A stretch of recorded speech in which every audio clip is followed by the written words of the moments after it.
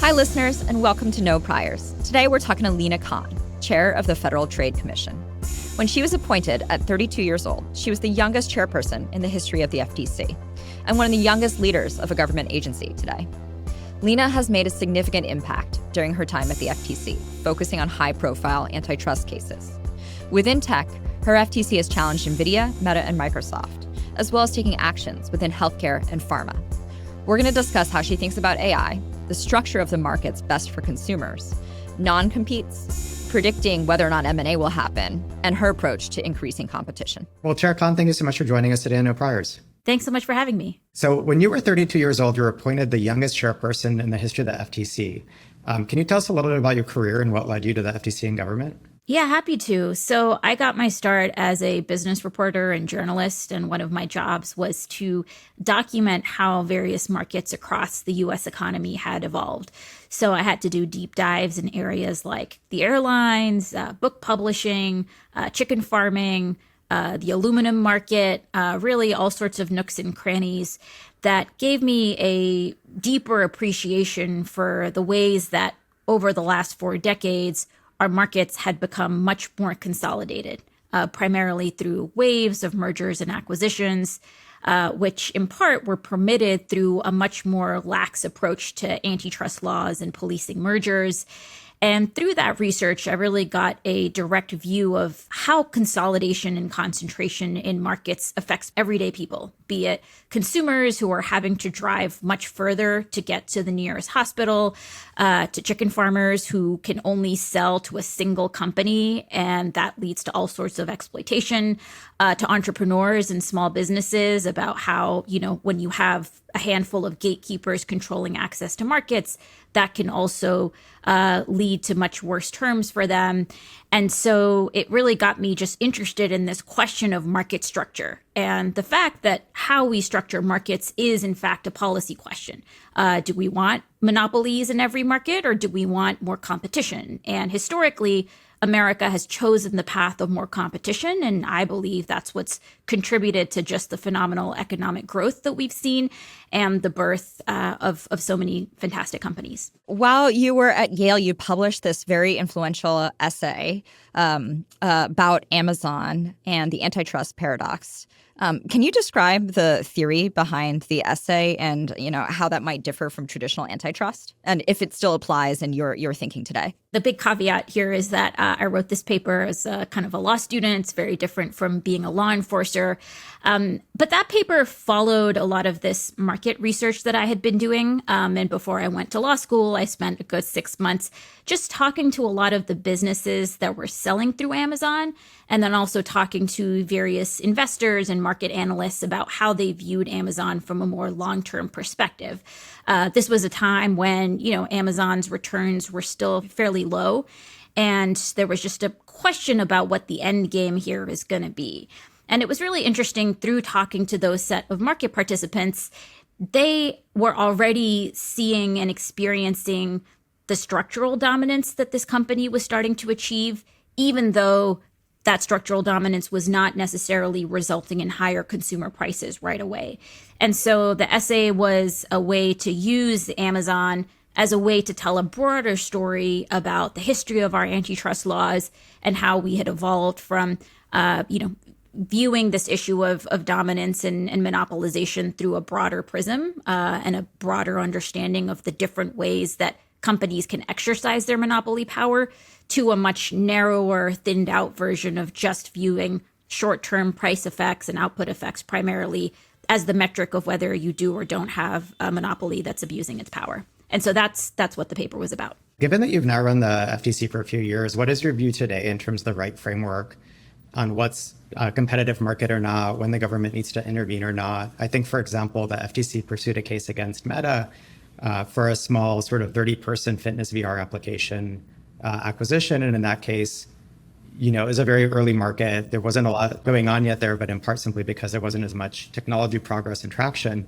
How do you think about, more broadly, from your lens today, having now practiced this for many years, when is the right time to intervene, or how to even think about that? So the right framework for all of these questions is making sure we understand what is the market reality here and what are the dimensions on which firms are competing, and how do we make sure that as we are reviewing some of these mergers and acquisitions, we're making sure that they're not being used to snuff out a competitor, be it in an existing market or in a future market. It's worth noting up front that merger enforcement is inherently a predictive exercise.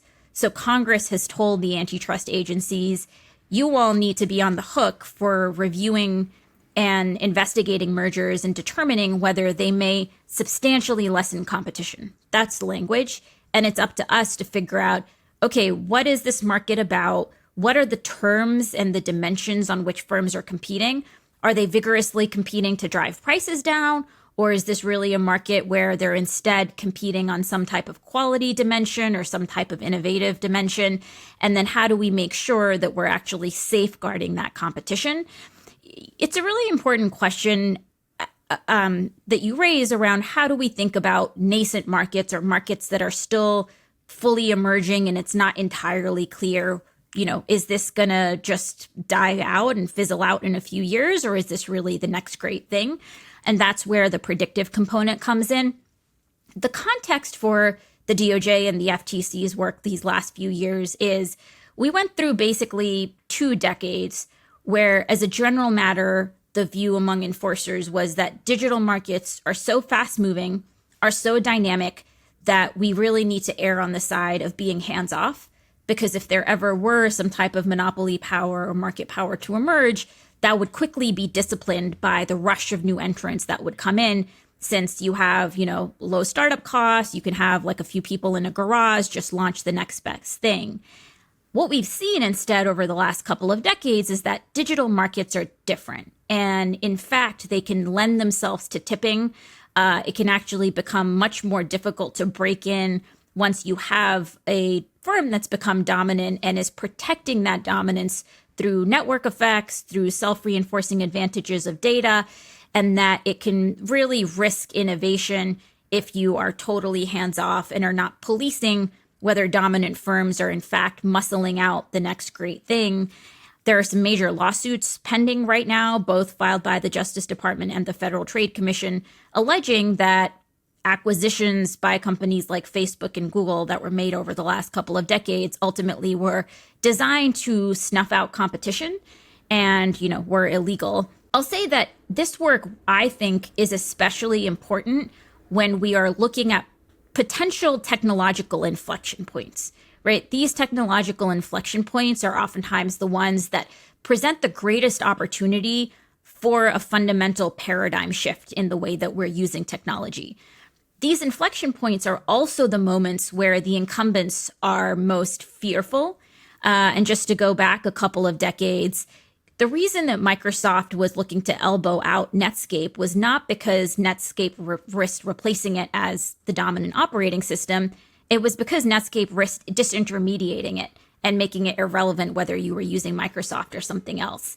And it was that enforcement action that ultimately allowed the Googles and Amazons and Facebooks of the world to actually grow and scale and flourish rather than be, strangled in the crib by Microsoft. And so antitrust enforcement just plays such an important role in technology markets in particular. I guess one related question is there are some second order effects right now relative to the M&A market, and in particular relative to AI, because to your point, there's now this big inflection point happening in technology. AI is changing very rapidly in terms of the landscape and potentially some of the participants or competitors.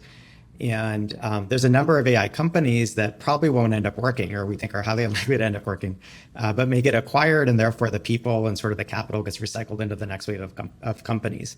And some people worry that in a stronger enforcement environment, some of those M&A transactions won't happen, or that recycling won't happen. How do you think about those second order effects relative to how to think about this broader approach or framework? Yeah, it's an interesting issue. And, I visited Silicon Valley a few times. And whenever I, sit down with founders, this is a question that we get.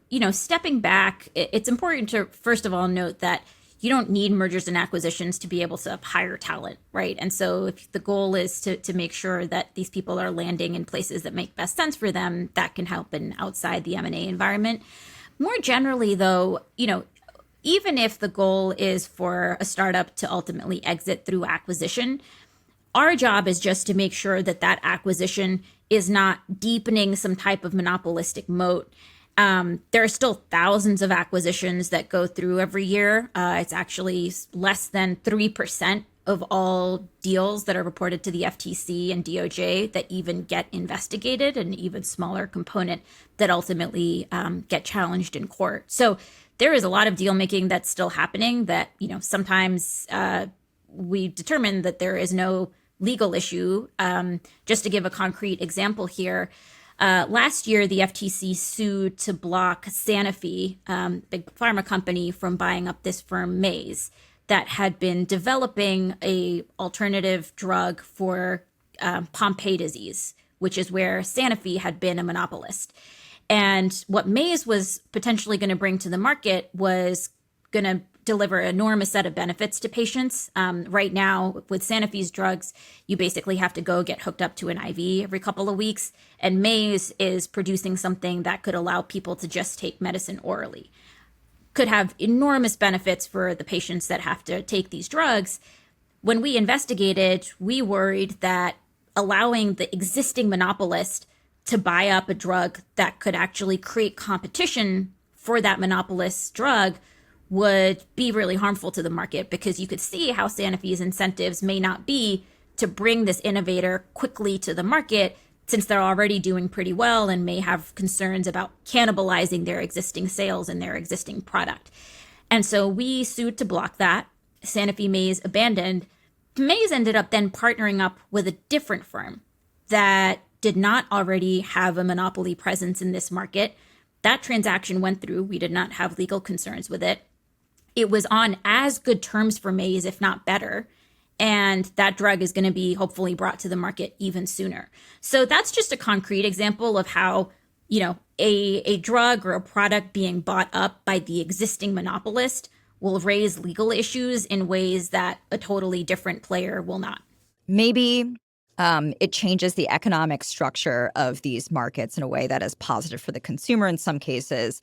And the trade-off of taking away part of the positive distribution of M&A outcomes is worth that. That's kind of the trade-off I'm hearing. But from the entrepreneur and investor perspective, there feels like there's an inability to predict, when that enforcement is going to happen. What advice would you have for people from that ecosystem? I mean, the big piece of advice is, if you're selling to the company that's already the monopolist in a particular market, that is more likely to raise issues than if it's, selling to a company that doesn't really have a presence in the market.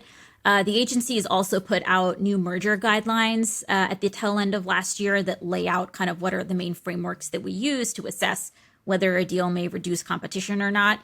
I also, think it's worth noting that there may be kind of a tension between what's good in the short term versus what's good in the long term, right? Partly how we've gotten to the markets of today, where you have, 5 major players for the most part, is because they were allowed to buy up some of these nascent competitors and, lead to a market that was much more consolidated and much less competitive. For startups, I imagine that means that the set of potential buyers and the set of potential suitors is much smaller, right? And even if you want to sell, a market in which you have, 8 or 9 or 10 potential buyers is going to be better for the startup than a market where you just have 1 or 2, both in terms of your negotiating leverage, the valuation you might get, your ability to negotiate better terms. And so, the market that we want in the long term is one that has great competition, that is more open. And just to step back, I mean, if you reduce what antitrust is about, it's about making sure that the best ideas can win. That if you have a founder or an entrepreneur with a great idea, they're able to get capital, that they have an opportunity to actually fairly compete and figure out, can I get a foothold in this market? Can I grow? And to have that genuine opportunity to compete without getting snuffed out by one of the big guys who feels threatened and can use their leverage in some other line of business to really cut off your oxygen, right? And that's historically what has been a key driver of so much innovation in America. And antitrust is about making sure that those arteries of commerce and those opportunities for founders remain. How do you think, given that, about AI and foundation model companies then? Because if the idea is, allowing ideas to win in the marketplace, I think there's a big question about how much ideas and research matter versus investment in GPU data centers at scale. Yeah, it's an interesting question. I mean, I'll say generally speaking, I've spoken out in favor of open weight models and wanting to make sure that in as much as you have layers of the stack where there could be risks of depriving some of these companies of key inputs, actually having open weight models can be just such a key driver and catalyst of allowing more tinkering without, everybody having to have those enormous startup costs. And so we've seen historically that openness can be a key driver of that innovation. There is a big question right now, I think, especially among, creative professionals, publishers, journalists, about what this is going to look like in the long term for them. The FTC sat down with a bunch of creative professionals a few months ago, including authors, graphic designers, even fashion models, who all had stories about how, one day they woke up and their life's work had been ingested by these models without anybody asking them, without anybody compensating them. And now they were, in some cases seeing these models spit out content that is directly appropriated from them, and in some cases even competing with them. And that viscerally felt unfair to a lot of these people. And many of them were quick to say, look, we're not anti-AI. We totally recognize that these technologies could have a really beneficial role, both for us as creators and for the public.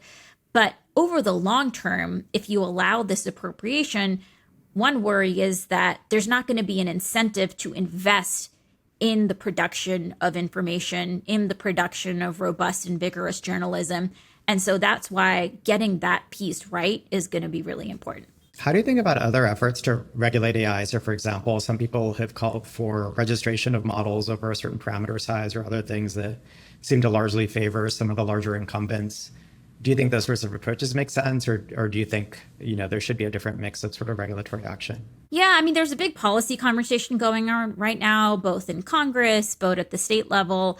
I'm a law enforcer, and so my job is not to come up with what's the right way to regulate this stuff. It's to enforce the existing laws that we have in place. One concern that I did hear from founders and startups has been this risk of creating regulations that will just protect and favor the big guys and lock out everybody else.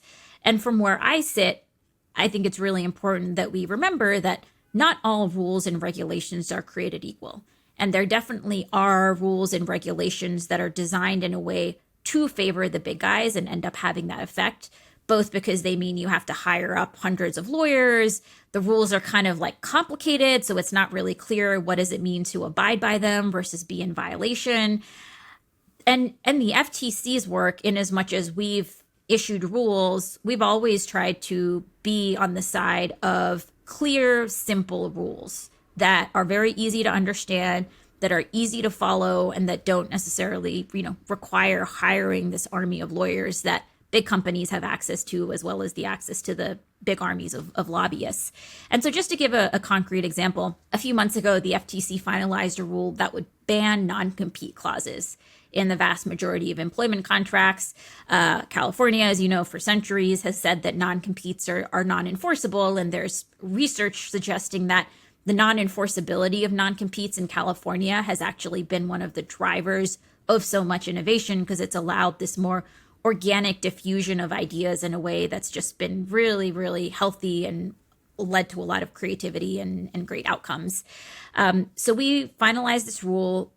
It's very easy to follow. It doesn't create, privileges for the big guys, because it'll be easier for them to follow than the small guys. And so that's just an example of, clear rules rather than the really complex, exhaustive, onerous ones that are going to, ultimately favor the big guys.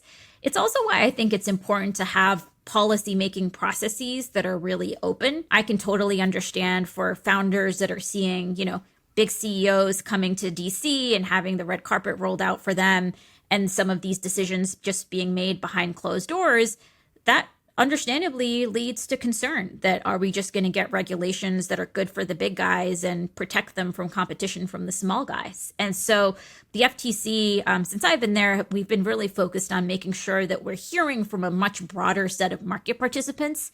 Being in DC, sometimes the natural course of things is that you're over indexing for hearing from big incumbents and under indexing on hearing from entrepreneurs and small businesses and founders. And we've sought to, recalibrate that so that we are actually hearing from a broader set of people.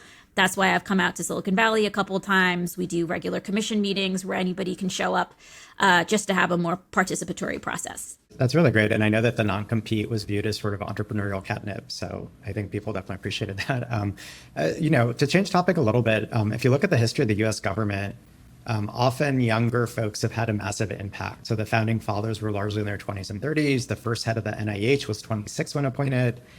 JFK joined the House at 29. You became chair of the FTC quite young.